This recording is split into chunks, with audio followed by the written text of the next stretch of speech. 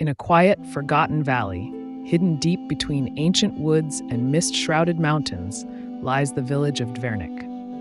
It's a place untouched by the noise of kingdoms and wars, where the days move slowly and every sunrise feels like a promise of peace. The people of Dvernik live simple, humble lives. They rise with the first light to tend their fields, hands rough from the soil, but hearts content. Their children chase each other through the meadows, laughter echoing between the hills. Evenings are spent by the fire, with the scent of baked bread in the air and old songs softly sung. But beneath this peace lies a quiet, unspoken fear, a fear older than memory itself. At the edge of the valley looms the wood, a dark forest so ancient that even the oldest villagers cannot recall a time before it. The trees there are taller than towers, their branches tangled like claws, their shadows swallowing the light. The wood is not just a forest, it is alive, it breathes, it listens, and it hates. They say the forest is cursed, that its roots drink more than water, and its whispers can twist the minds of those who dare to enter.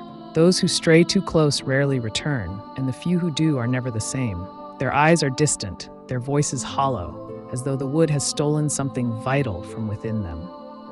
Sometimes the corruption seeps beyond the trees. Crops wilt overnight, rivers run dark, and strange, shapeless things move in the fog. Livestock disappear without a trace, and on moonless nights, the villagers swear they hear the forest calling their names.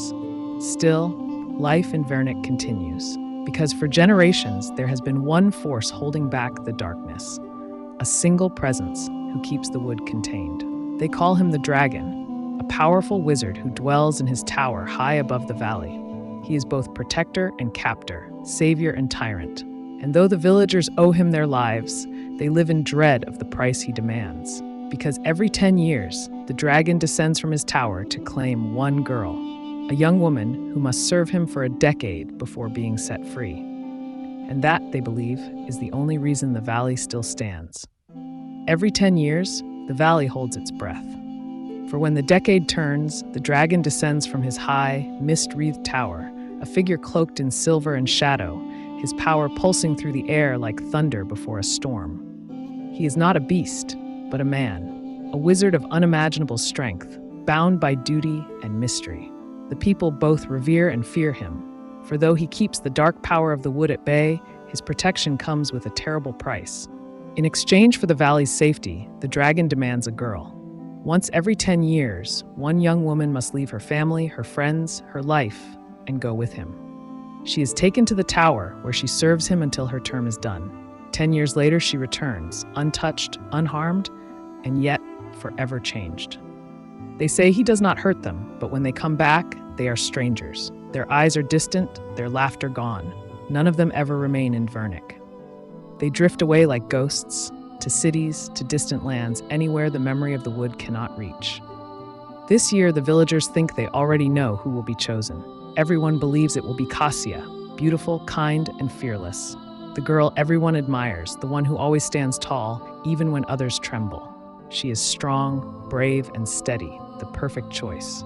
But standing beside her is Agnieszka, her dearest friend, a clumsy, wild-hearted girl who tears her skirts climbing trees, forgets her shoes in the mud, and gets lost in her own thoughts. She is loyal, but never graceful, sweet, but never bold. No one even imagines the dragon might look her way, until he does. When he steps into the village square, his very presence stills the wind. The air hums with magic, and every heart beats louder in fear.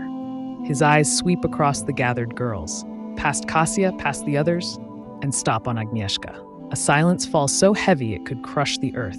He chooses her. Not the perfect K.C.H, but the untamed, trembling Agnieszka. Before anyone can understand why, the dragon raises his hand, and in a swirl of light, she is gone. Inside the tower, fear becomes her only companion. The stone halls echo with whispers, and the air is thick with the scent of ancient magic. Agnieszka expects to serve, to clean, to cook, to obey. But the dragon demands something else entirely. He gives her books of spells, written in languages that twist like vines, and commands her to read. The words resist her. The symbols slip from her mind, until, in a moment of frustration, she feels the magic breathe through her fingertips. It answers her not through memorization, but through instinct, flowing wild and unpredictable like the forest she grew up beside. Her power doesn't follow rules or precision. It grows from emotion, from chaos, from feeling, from the pulse of the land itself. The dragon calls it dangerous, but Agnieszka calls it hers. Then, far below the tower, the wood stirs once more. It creeps beyond its borders, swallowing villages, twisting animals, turning humans into hollowed shells of hatred. Even kings and nobles fall prey to its corruption. The kingdom begins to rot, one root at a time. Desperate to stop it, Agnieszka and the dragon form an uneasy alliance. Together, they battle the spreading darkness, spells clashing like storms, light against shadow. Yet as they delve deeper into the wood's heart, they uncover a truth more tragic than any curse. The wood's rage was not born of evil, but of grief.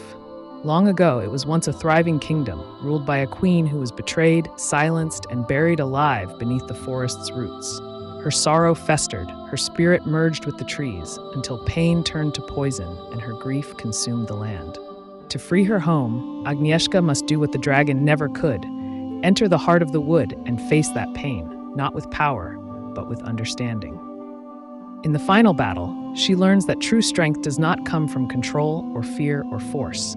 It comes from compassion, from love, from mercy, from standing firm even when the darkness presses in. When the forest finally falls silent and the first dawn light touches Dvernik once more, Agnieszka returns not as the dragon's chosen girl, but as the valley's savior. The wild, clumsy girl who once feared the forest has become the one to heal it. Because sometimes, the world doesn't need another dragon. It needs a heart, rooted in love. Thank you so much for watching. If you enjoyed this video, don't forget to give it a thumbs up, leave a comment, and most importantly, hit that subscribe button so you don't miss out on more amazing stories from history. Until next time, stay curious and stay inspired.